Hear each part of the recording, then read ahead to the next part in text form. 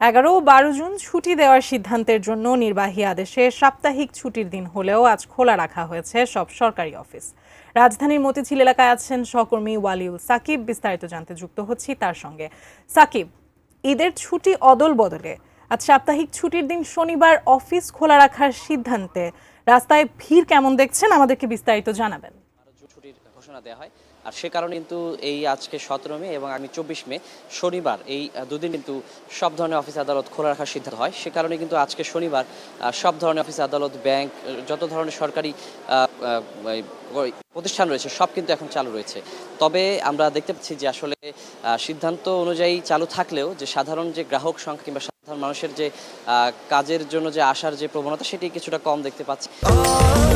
স্বাস্থ্যকর all time family cake, সব সময় অল টাইম হেলদি লাইফ। এবং আমরা সকাল থেকে দেখেছি যে অনেকটা ঢিলেঢালা ভাবে কিন্তু যে অফিস পাড়ায় যে ব্যস্ততা চলছে খুবই ঢিলেঢালা। হয়তো বা আসলে অনেকে এই যে নির্বাহী আদেশের ব্যাপারটি এবং এই যে ঈদের আগে ঈদকে কেন্দ্র করে যে 2 শনিবারে সব ধরনের সরকারি কার্যক্রম চলবে সেটি হয়তো অনেকে জানেন না।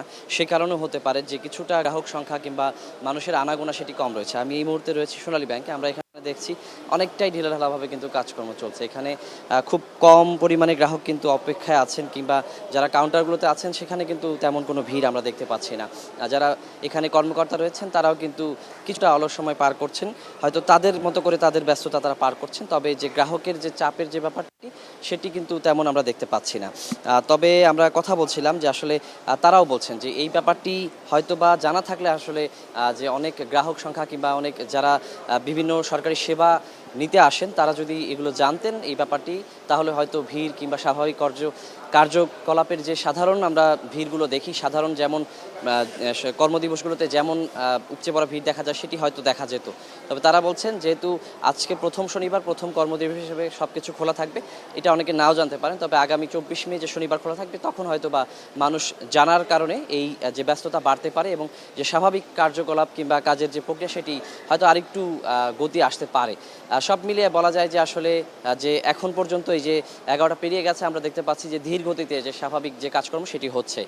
আর হয়তো আমি পরবর্তী সংবাদে যোগ দিলে সেটি জানাতে পারবো যে তখন কর্মব্যস্ততা বাড়ে কিনা। তো আদ্রিতা, এই ছিল আমার কাছে এখন পর্যন্ত এই শনিবারে যে অফিস আদালত খোলা থাকার যে পরিস্থিতি সেটি সম্পর্কে সবশেষ খবর।